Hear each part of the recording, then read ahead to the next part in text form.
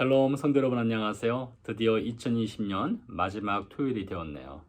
한 해 동안 고생 많으셨지요? 수고 참 많으셨습니다. 하나님의 위로가 여러분의 삶의 현장과 가정 가운데 늘 함께 하시기를 바라고요. 2021년에 더 큰 소망 중에 하나님의 은혜를 기대하기 원합니다. 오늘 준비한 말씀은 빌립보서 1장 12절에서 18절까지 말씀인데요. 말씀을 읽기 전에요. 이번 주에는 데살로니가 전서 1장부터 5장까지를 읽도록 하겠습니다. 데살로니가 전서 역시 바울이 쓴 편지가 되겠습니다. 네, 말씀 읽어드리겠습니다. 형제들아, 내가 당한 일이 도리어 복음 전파에 진전이 된 줄을 너희가 알기를 원하노라. 이러므로 나의 매임이 그리스도 안에서 모든 시위대안과 그 밖에 모든 사람에게 나타났으니 형제 중 다수가 나의 매임으로 말미암아 주 안에서 신뢰함으로 겁없이 하나님의 말씀을 더욱 담대히 전하게 되었느니라. 어떤 이들은 투기와 분쟁으로, 어떤 이들은 착한 뜻으로 그리스도를 전파하나니 이들은 내가 복음을 변증하기 위하여 세우심을 받은 줄 알고 사랑으로 하나 그들은 나의 매임에 괴로움을 더하게 할 줄로 생각하여 순수하지 못하게 다툼으로 그리스도를 전파하느니라. 그러면 무엇이냐? 거칠으로 하나 참으로 하나 무슨 방도라든지 전파되는 것은 그리스도니 이로써 나는 기뻐하고 또한 기뻐하리라. 아멘.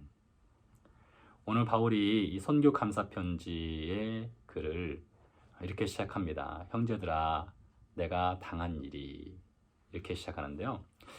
바울이 당한 일이라고 하는 것은 바울이 감옥에 투옥된 일을 말하겠죠.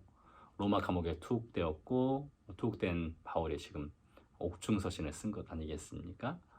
아마 바울을 알고 있는 그리스도인들은 바울이 옥중 생활을 하는 것을 잘 이해하지 못하는 이들이 있었을 것 같아요. 바울이 선교 현장을 돌아다니면서 사람들을 만나고 복음을 전하고 교회를 개척한다면 더 효과적으로 복음이 전파될 수 있을 텐데 왜 바울은 감옥에 갇혀 있어야만 하는가, 이런 생각을 할 만도 하죠. 아마 그들은 하나님께 기도했을 수도 있어요. 하나님, 바울 왜 감옥에 갇혀 있어야 합니까? 빨리 꺼내주세요. 이렇게 기도했을 수도 있겠죠.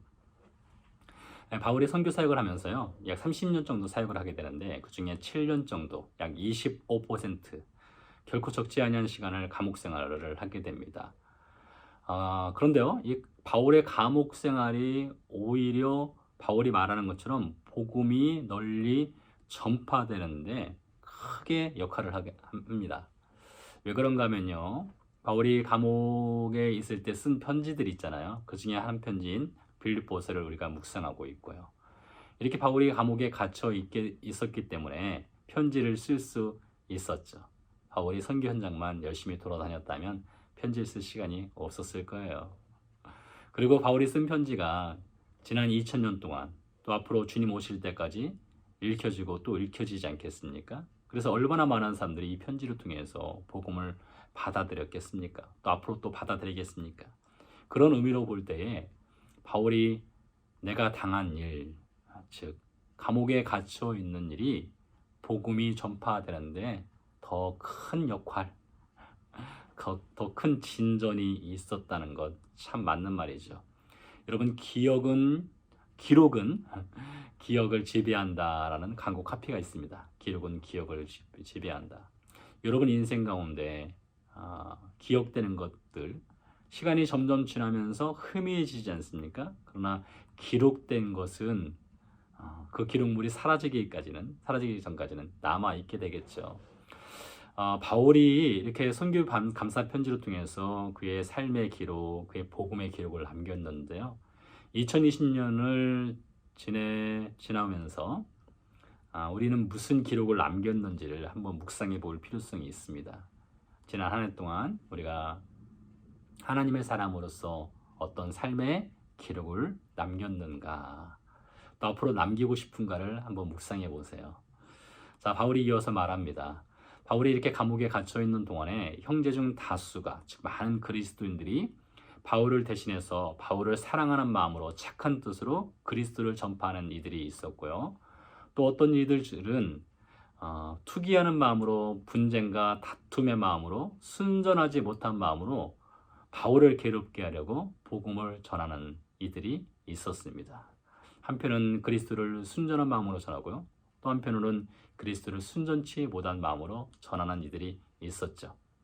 이렇게 그리스도를 순전하지 못하는 마음으로 시기와 다툼, 분쟁하는 마음으로 전파하는 사람들, 그리스도를 전파하기는 하는데 그들에겐 무엇이 없을까요?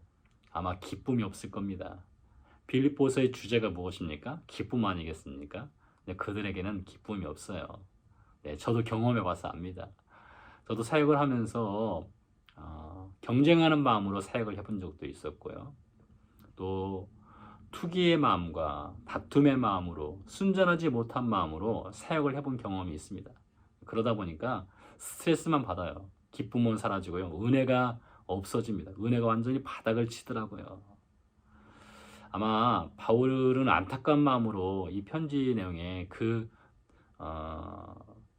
순전하지 못한 마음으로 그리스도를 전파하는 사람들에 대한 내용을 남긴 것 같습니다. 그러면서요, 이 바울이 말하는 순전하지 못한 마음으로 그리스도를 전파하는 사람들이 이 글을 읽고 있다면 또 그 글이 한 번만 읽혀진 것이 아니죠. 말씀드린 것처럼 2000년 사이에 얼마나 많은 사람들이 이 글을 읽었습니까? 이 글을 읽는 사람들 중에 혹은 듣는 사람 중에 순전하지 못한 마음으로 하나님의 일을 하고 있는 이들이 있다면 깨우침이 되겠죠. 회개하고 돌이킬 수 있는 그런 기회가 될 수도 있겠죠.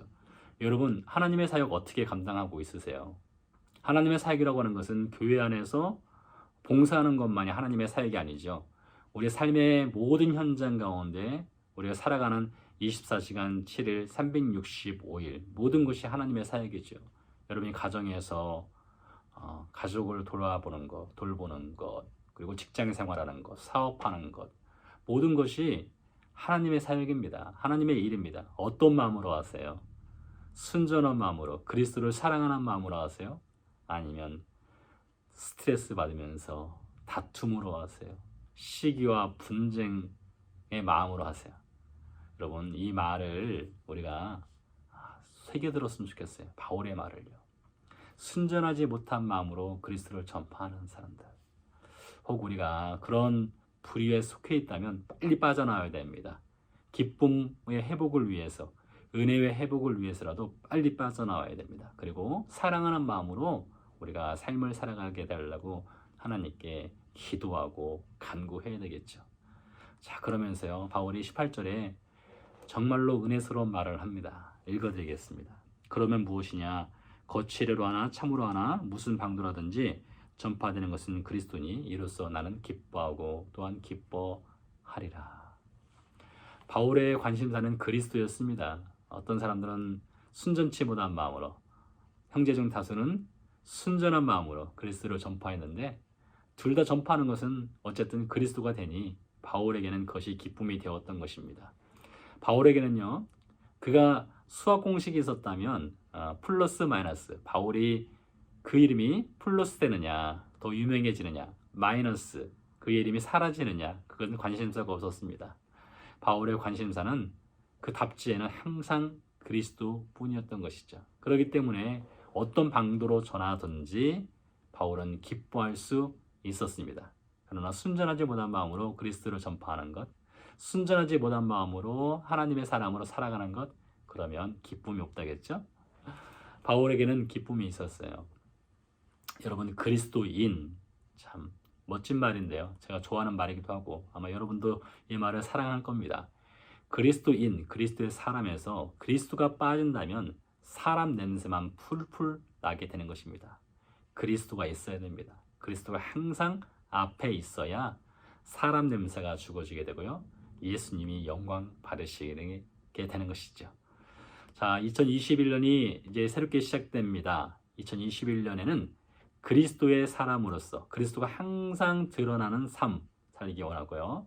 2021년에는 시기와 분쟁과 다툼의 마음으로 살지 않고 사랑의 마음으로 서로 섬기며 사랑하는 저와 여러분이 되기를 간절히 소망합니다. 지금까지 그렇게 살아오셨고요. 더 행복하게 그렇게 살 수 있을 겁니다. 기도하겠습니다. 살아계신 아버지 하나님, 감사와 영광을 주 앞에 올려드립니다. 하나님, 바울에게는 관심사가 그리스도뿐이었습니다. 어떤 방도로 전하든지 그리스도만 전파된다면 기뻐하고 기뻐한다 했습니다. 하나님, 우리에게도 그러한 기쁨을 허락하여 주옵소서. 항상 그리스도가 앞에 있는 기쁨 주시옵소서. 그리스도가 앞장서가는 기쁨 주시옵소서. 그리스도가 원한다면 무엇이든지 그 뜻대로 살아가는 기쁨 허락하여 주시옵소서. 감사드리며 예수님 이름으로 기도드렸습니다. 아멘. 네, 성도 여러분 사랑하고요. 2021년 하나님의 은혜를 기대합니다. 감사합니다. 안녕히 계세요.